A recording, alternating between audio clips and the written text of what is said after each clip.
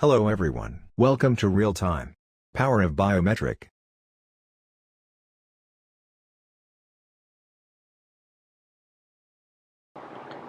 आज हम बात करने वाले हैं रियल टाइम बायोमेट्रिक्स के desktop software real time tracker 11.7 software के अंदर हम बल्क में एम्प्लॉयज़ कैसे अपडेट कर सकते हैं। जैसे देख सकते हैं अभी तो हमारे पास वैसे 12 एम्प्लॉय ऐडेड हैं, बट हमें अगर इसमें 50, 100 या 200 और एम्प्लॉय ऐड करना होगा तो या तो हम एक एक करके ऐड करें या फिर हम CSV फाइल या एक्सेल फाइल के थ्रू भी यहाँ पर सॉफ्टवेयर में एम्प्लॉयज़ का डेटा अपडेट कर सकते हैं। उसके लिए सबसे पहले आपको एम्प्लॉय मास्टर में जाना है। एम्प्लॉय मास्टर में जाने के बाद यहाँ नीचे देख सकते हैं बटन दिया है इंपोर्ट CSV। इंपोर्ट CSV पर क्लिक करना है। इसके बाद डाउनलोड टेम्पलेट पर क्लिक करना है। इससे हमें एक एक्सेल फाइल या एक CSV फाइल मिल जाएगी जिस फाइल में हमें सारा डेटा अपडेट करना है। तो डाउनलोड टेम्पलेट पर क्लिक करना है। ये हमारा एक CSV फाइल ओपन हो जाएगा। इट इज़ रिकमेंडेड कि आप इसको कहीं सेव करके रख लीजिए, डायरेक्टली यहाँ चेंजेस ना करें, इसमें कहीं भी एक सेव कर लेते हैं। सेव करके यस कर दिया। अब इसको हम क्लोज कर देते हैं। We don't need anything here. अभी हम इसको क्लोज कर देते हैं। अब हम सॉफ्टवेयर के अंदर एम्प्लॉयज अपडेट करने के लिए सबसे पहले हम CSV फाइल के अंदर डेटा फिलअप करेंगे। तो इस फाइल को ओपन करते हैं। ओपन करने के बाद जैसे देख सकते हैं यहाँ वैसे तो एक एम्प्लॉय डेमो के लिए एडेड होता है जिसमें सारा डिटेल दिया होता है, कौन कब कैसे क्या क्या फिलअप करना है। सैम्पल के लिए एक एडेड होता है।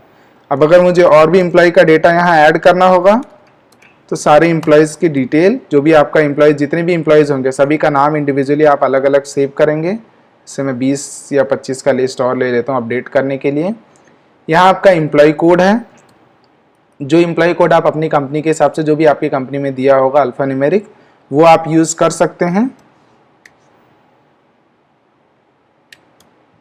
इसके बाद ये आपका कार्ड नंबर है जो आपका बायोमेट्रिक आईडी होगा। मशीन में जब भी आप फेस, फिंगर, कार्ड या पासवर्ड जो भी कुछ ऐड करेंगे वो नंबर आपको यहाँ डालना है। जैसे मेरा बायोमेट्रिक आईडी अगर 50 होगा तो मुझे नंबर 50 इंसर्ट करना है।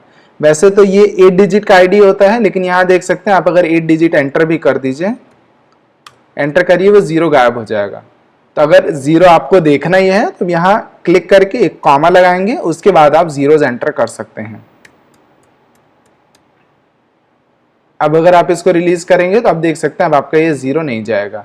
तो अभी मैं एक काम करता हूँ, सबके लिए इसी तरीके से आईडी दे रहा हूँ।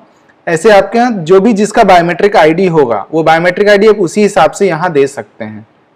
जिसका जो बायोमेट्रिक आईडी होगा वो बायोमेट्रिक आईडी आपको यहाँ उसका इंसर्ट कर देना है।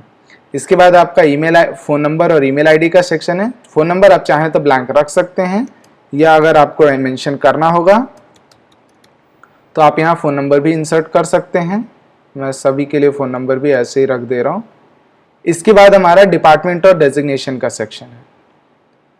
डिपार्टमेंट और डेजिग्नेशन जो हम यहाँ क्रिएट करेंगे या जो हम यहाँ मेंशन करेंगे, सॉफ्टवेयर के अंदर वो डिपार्टमेंट अपने आप क्रिएट हो जाता है।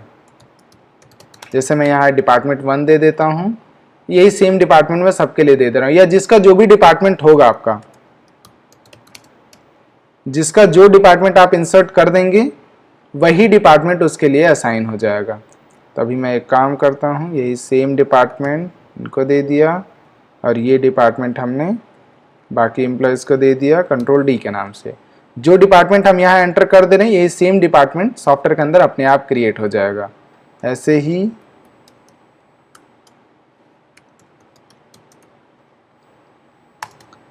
मैं ये सेम डेजिग्नेशन सबके लिए कर दे रहा हूँ, बट आपका जो भी जिसका जो डेजिग्नेशन होगा वो डेजिग्नेशन हम यहाँ एंटर कर सकते हैं। इसके बाद हमारा ये ब्रांच नेम है। इन चीज़ों पे हमें ध्यान देना है कि जो भी हमारा ब्रांच नेम है ये सॉफ्टवेयर के अंदर पहले से क्रिएटेड होना चाहिए।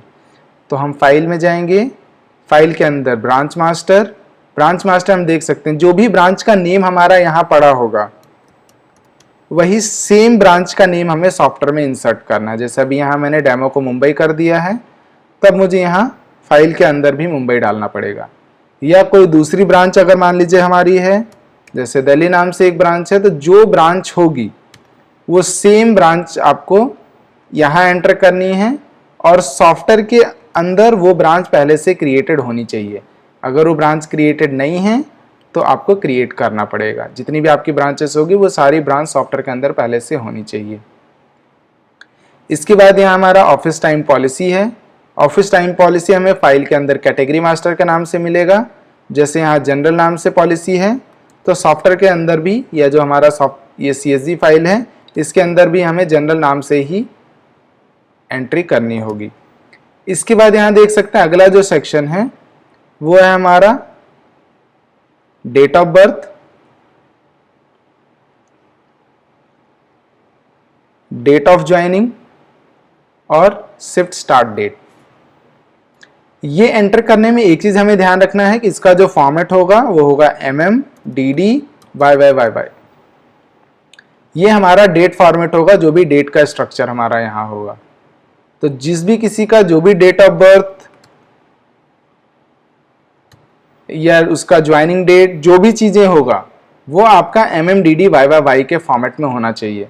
अगर किसी का मान लीजिए YY का फॉर्मेट नहीं है, जैसे मैं एक इंसर्ट कर देता हूं, अभी जैसे हम यही वैल्यू ले लेते हैं और डेट ऑफ ज्वाइनिंग और शिफ्ट स्टार्ट डेट अगर हम सेम रख दें, अभी फिलहाल के लिए मैं एक काम करता हूँ, सभी के लिए सेम वैल्यू इंसर्ट कर देता हूँ। ये अब इंक्रीमेंट हो गया है। अब अगर ये YY के फॉर्मेट में नहीं है या कंफर्म करना है YY के फॉर्मेट में है या नहीं, तो ये सारा डेटा आपको ऐसे सेलेक्ट करना है। सेलेक्ट करके इस पर राइट क्लिक करके फॉर्मेट सेल में जाना है। फॉर्मेट सेल के बाद आपको कस्टम में जाना है, यहाँ सर्च कर सकते हैं तो आपको YY मिल जाएगा। अगर YY नहीं मिल रहा है तो आप यहाँ मैनुअली भी एंटर कर सकते हैं, जो भी आपको एंटर करना होगा। वैसे तो आप अगर अपने सिस्टम का डेट फॉर्मेट सेट कर देंगे YY के फॉर्मेट में, तो फाइल जैसे आपका ओपन होगा वो ऑटोमेटिक उसी फॉर्मेट में रहेगा। बट इन केस अगर नहीं है तो आप मैनुअली भी ये सेट कर सकते हैं। अभी जैसे इनके लिए भी हम सेम वैल्यू इंसर्ट कर देते हैं। उसके बाद हमें जो देखना है, ओके ये एक एक ब्लैंक हो गया है।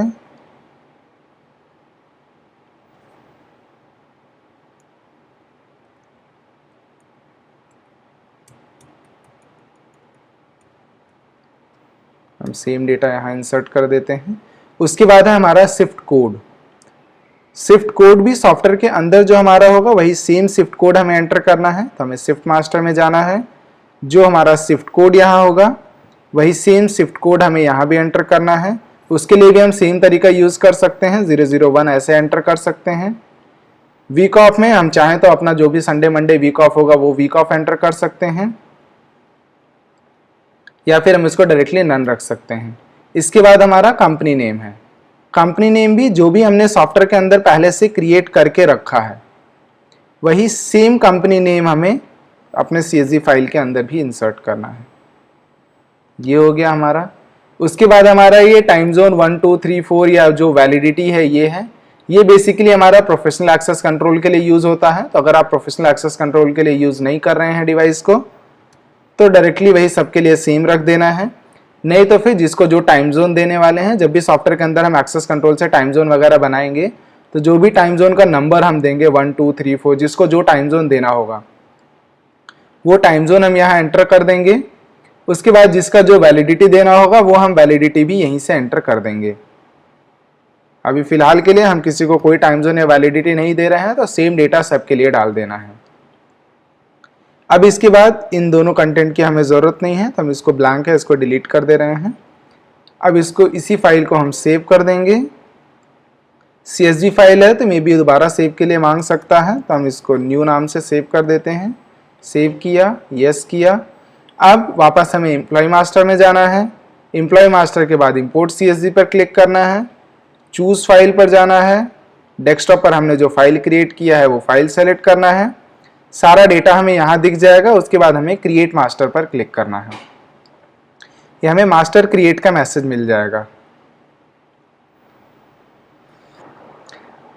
मास्टर क्रिएट सक्सेसफुल का मैसेज हमें मिल गया। अब अगर उसको क्लोज करें तो अभी देख सकते हैं अभी यहाँ डैशबोर्ड हमें अपडेटेड दिख नहीं रहा, ना हमें लिस्ट दिख रही है। तो चाहे तो हम एक बार सॉफ्टवेयर को क्लोज करके ओपन कर लेंगे तो हमें लिस्ट भी व्यू करने लग जाएगी प्रॉपरली। अभी हम वापस से यस करके सॉफ्टवेयर लॉगिन करते हैं।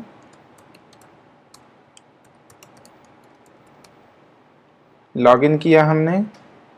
अब देख सकते हैं हमारा ये डैशबोर्ड अपडेट हो चुका है। अब अगर हम एम्प्लॉय मास्टर में जाएं तो यहाँ हम देख सकते हैं हमें पूरे एम्प्लॉयज़ की लिस्ट भी यहाँ से दिख जाएगी। तो कभी भी हमें कितने भी नंबर ऑफ एम्प्लॉयज़ हमें सॉफ्टवेयर में अगर बल्क में अपडेट करना है, सिर्फ हमें इंपोर्ट CSV में जाकर के टेम्पलेट डाउनलोड करना है। टेम्पलेट डाउनलोड करके उसमें सारा डेटा फिलअप करना है, फाइल चूज करना है, चूज करने के बाद सारा डेटा दिखेगा, क्रिएट मास्टर कर देना है और वो सारा डेटा आपका सॉफ्टवेयर में अपडेट हो जाएगा। इनकेस अगर फर्स्ट टाइम में नहीं दिख रहा तो एक बार सॉफ्टवेयर को रीस्टार्ट करेंगे तो आपका डैशबोर्ड और बाकी जो है वो पूरा सॉफ्टवेयर आपका अपडेट हो जाएगा।